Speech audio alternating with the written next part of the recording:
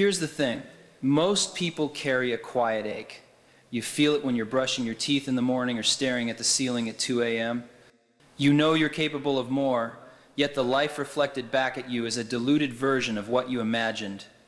It's like holding a map to a place you've never allowed yourself to visit. I know that feeling. I've stood in front of mirrors and asked myself the same question every morning.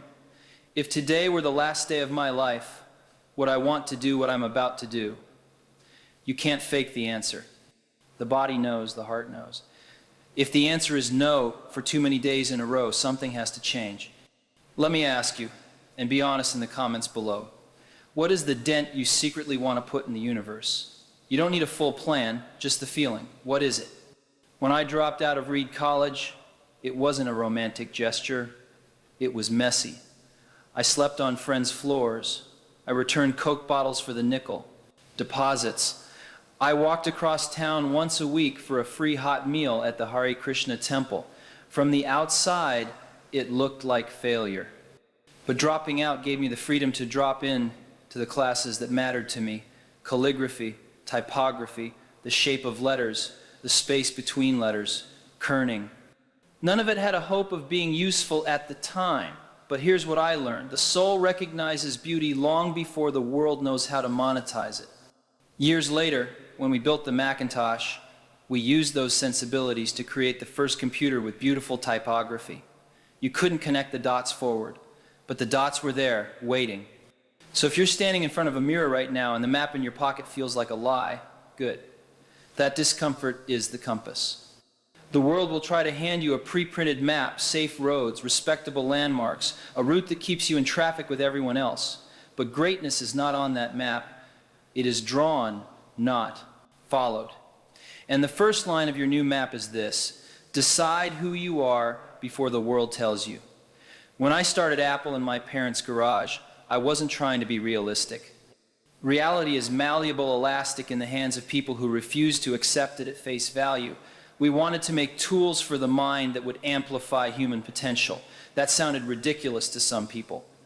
It still sounds ridiculous in the age of cynicism. But listen to the ache under your rib cage. It's the part of you that doesn't want to be managed, measured, and filed. It wants to make something that didn't exist yesterday. It wants to be unshakable. If you feel out of place in your current life, you're not broken, you're early. The mirror is not there to judge you. It's there to ask you the most important question of your life. Are you ready to stop negotiating with your own potential? Be a pirate. I once said it's better to be a pirate than to join the Navy. People laugh at that, but I meant it. The Navy has rules, and rules have their place. But the pirates, the rebels, move fast, think differently, and refuse the gravity of how it's always been done. They raid the established order not for gold, but for possibility. Be realistic is just another way of saying accept the world as it's handed to you. But the world you see was made by people no smarter than you. Once you realize that, everything changes. Walls become doors. Gatekeepers become collaborators. The difference is the posture you take. The pirate mindset is not chaos for chaos's sake. It's a disciplined rebellion. It channels defiance into design, craft, and execution. Pirates wake up with a chip on their shoulder and a vision in their head. They build for outcomes, not approvals. They obsess over the customer often before the customer even knows what they want. People used to say, just ask customers what features they want. But customers can only tell you what they've seen. Pirates build what they can't yet describe. That requires taste. And taste is not manufactured by committee. It's developed by caring deeply about the details. The curve of a corner, the feel of a box opening, the rhythm of an interface. You focus on these things not because they're fashionable, but because they're the language of respect. The pirate mindset also understands focus through subtraction.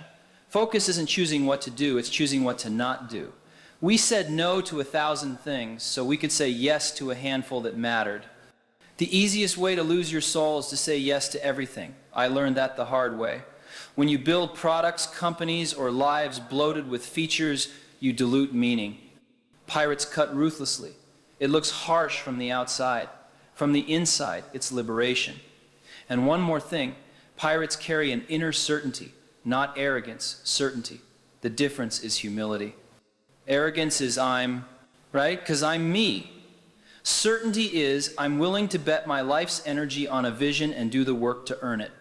The vision tells you where to sail. The certainty keeps you steady when the sea gets ugly.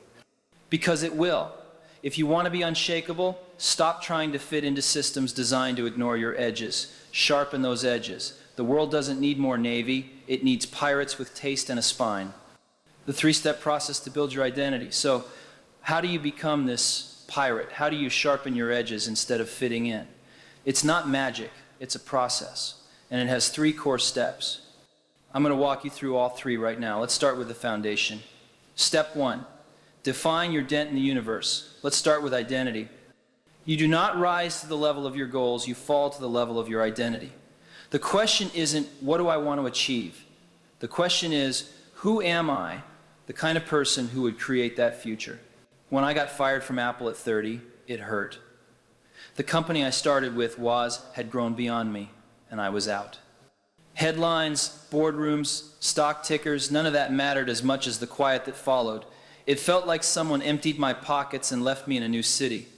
But in that quiet, I remembered why I started. I loved the work. I loved the process of building, refining, shaping. The heaviness of being successful was replaced by the lightness of being a beginner again. I started in 𝐁𝐞𝐜. I got involved with a little animation studio that would later be called Pixar. I wasn't chasing redemption. I was chasing the thing that made me come alive, building tools that empower people, and telling stories that move the human heart. That's your first step. Define your dent, not a slogan, not a vanity metric. A dent. What is the mark you intend to leave on reality? Make it short enough to fit on a sticky note and deep enough to make you a little nervous. Put a computer in the hands of everyday people. Design tools that make creators 10x more powerful. Reimagine how humans connect. Your dent should be simple and audacious. If it feels too safe, you're not being honest. Your dent becomes your North Star. When opportunities show up, and they will, you evaluate them by asking, does this bend reality toward my dent? If not, say no. If yes, go all in. The dent keeps you from becoming a tourist in your own life, collecting job titles like postcards. Defining your dent is also how you connect the dots going forward. People love to say, follow your passion. I say, follow your curiosity and your competence. Pay attention to what won't leave you alone.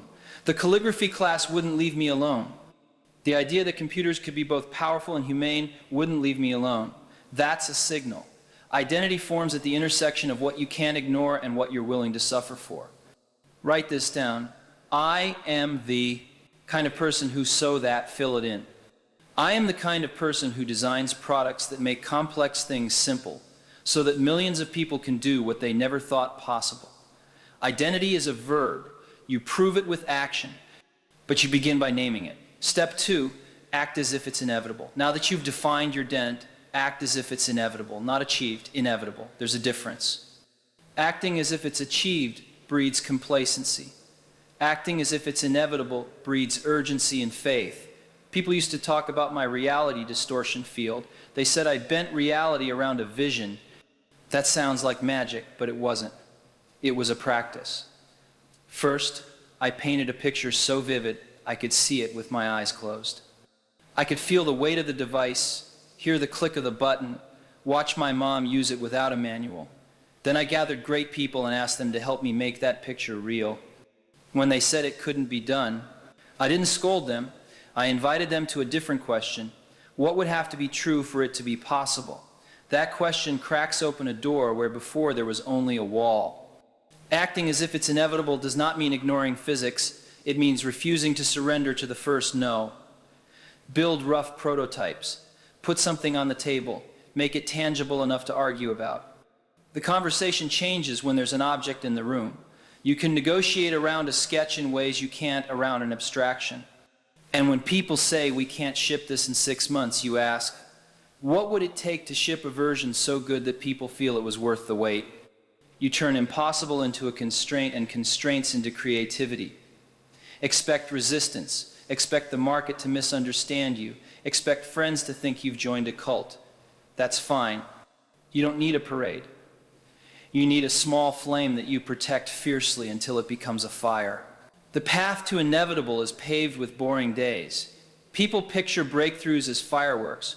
Most of the time, they feel like sanding a block of wood for hours until the edge is right. You keep sanding because the edge matters. Death is the ultimate constraint and the ultimate motivator. Remembering that I'll be dead soon is the single most powerful tool I've ever encountered for making big choices. In the face of death, the noise falls away. Fear of embarrassment, fear of failure, fear of stepping outside the line. None of that will matter. What will matter is whether you did the thing only you could do. Not perfectly, not without scars, but truly, acting as if your dent is inevitable is not arrogance, it's stewardship. You've been handed a thread of possibility. Pull it with both hands. Don't wait for conditions to be perfect. Don't wait for everyone to understand. Move. The world respects momentum. Step 3, surround yourself with A players. The pirate flag. You can. Hold a great vision and still fail if you choose the wrong people. I learned early that A players love working with A players. They push each other, argue with each other, and pull off things that B players call impossible. The difference is not resume polish, it's taste, grit, and the willingness to care more than is reasonable. I hired people who cared so much it made meetings uncomfortable. They argued over pixels like lives were at stake. They would rewrite a line of copy 20 times until it felt inevitable. That level of care doesn't come from compliance, it comes from identity. A players are pirates. They don't join to get a paycheck. They join because the vision lines up with their own private dent. They join to belong to something worthy.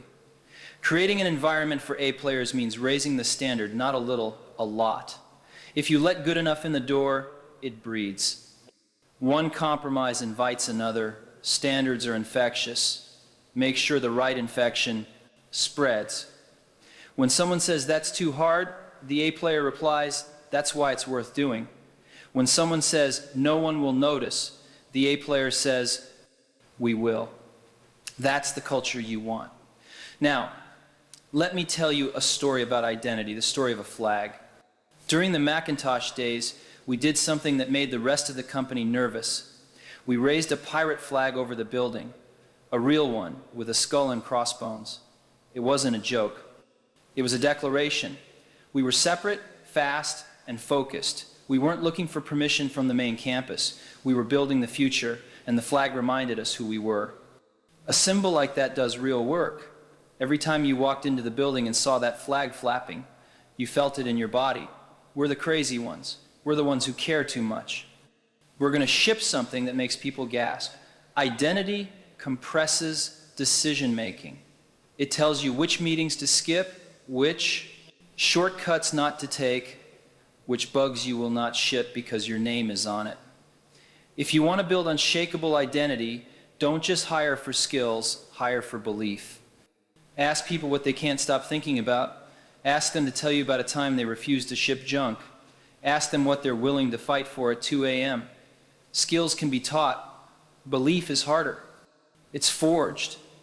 Your 30-day ritual, it turns out that identity is not built by epiphanies alone. It's built by rituals. Here's your ritual for the next 30 days. Write a one-sentence pirate mission for your life. One sentence. Not a paragraph. Not a manifesto. One line that a friend could repeat back to you in an elevator without losing the point.